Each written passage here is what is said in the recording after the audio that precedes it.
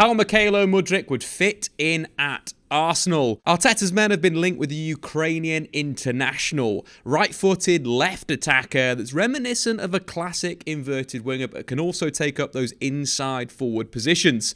Ultimately, Arsenal are building a squad that's going to be competing with Manchester City for the Premier League title. At the moment, Arsenal sit top of the Premier League and their starting wingers, Gabriel Martinelli and Bukayo Saka, are undoubtedly the two starters. But Arsenal need to develop that depth in their squad if they want to challenge City. You think about all the good City sides, they have about 4 or 5 wingers that can all play multiple positions. So Mudryk coming into Arsenal would naturally play on the left-hand side. That's where he's played for Shakhtar Donetsk in the Ukrainian Premier League and, of course, the Champions League.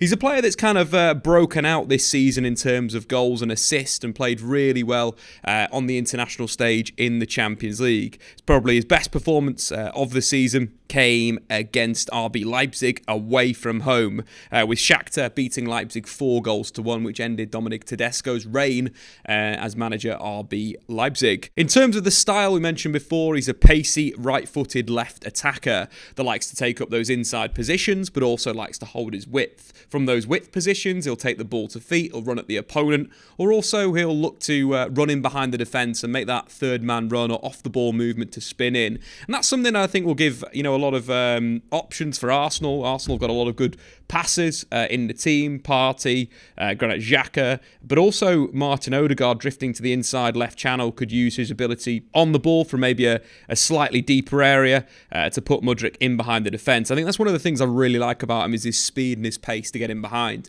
And that, of course, happened in the game against Leipzig. But it was an interesting game because in the first half, you could argue that Simicon, the man that he was up and against, the Leipzig fullback, did a really good job in the first half. He was touch tight, didn't give him a moment to turn, physically dominated him. But as the sort of game progressed and the game moved into the second sort of half-second phase, what I liked about Mudryk was his ability to create space and separation between him and the fullback. We're looking at some moments. Mudryk ended the game with 2 assists and a goal. This is one of the assists where he received the ball wide and then carried directly at Simicon, threw a few step-overs, and then assisted to the centre-forward, little square pass, centre-forward applied the finish.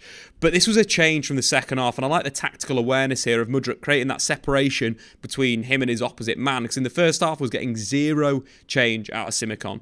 And that, of course, continued. The goal that he scored, he completely ran off the RB Leipzig centre-halves, spanning in behind the defence, and then finished the move off really well. A powerful shot across the goalkeeper. And then his second assist of the game was more of that off-the-ball movement we mentioned before. If you imagine it from an Arsenal perspective, we could see Odegaard maybe sliding that pass through, or Granit Xhaka sliding that pass through to Mudryk running in behind the defence. Because of his pace and speed, he can get onto those balls, and it was a simple square pass to the centre-forward to tap the ball in. But a really, really good performance in the Champions League, which obviously is the greatest tournament in the world of football.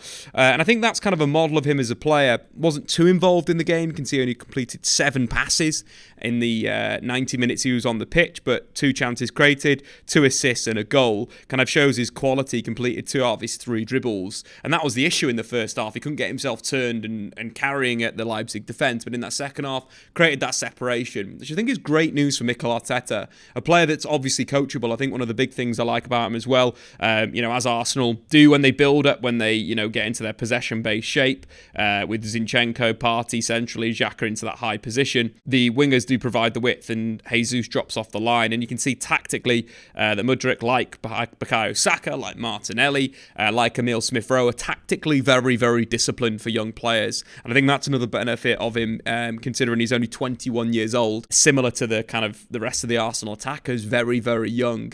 Arsenal slowly building that kind of core of youth players that are going to grow up together. Arsenal have had a number of the youngest 11s in the Premier League this season. Signing the Ukrainian international will just be another benefit of him going forward. And he's a player that I think can improve. I don't think he's the finished prospect in a sense. He had some poor games. The away game against Leipzig where Shakhtar were completely opened up. They lost 4-0. Again, kind of a little bit anonymous in that match. And again, it was another good battle with Simicon. This time Simicon completely, bossed the show, won 4 out of his 5 tackles in the game, 3 interceptions.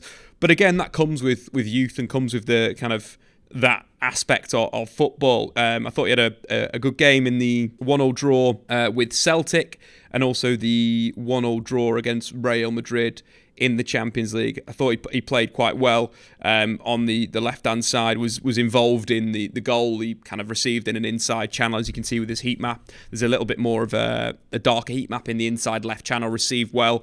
Fullback overlapped him and then pulled the ball across the box. So got a second assist pass in the game. And I thought he played quite well up against Vasquez. He kind of caused him all types of problems. And Rudiger, who was man of the match, scored the equaliser late on. But Rudiger had to come over to that left-hand side quite a lot to try and deal with the threat of Mudryk running in behind him. So, very, very interesting in terms of a footballer, and I think he's got a lot of quality and there's a lot of potential in there. Potentially cost around 40 to 50 million euros. Fabrizio Romano's quoting around 65 million euros to pull him from Shakhtar Donetsk. Obviously, he's kind of the poster boy of Shakhtar Donetsk at the moment, but he's someone that could be signed, could be brought in to kind of do a job for them. He does like to dribble with the ball. He's averaging 5.7 dribbles per 90 in the Champions League this season, with a 30% success rate. Only Leroy Sané's got more goal-ending carries in the Champions League this season than Mudryk, which I think shows his quality on the dribble, as we mentioned before,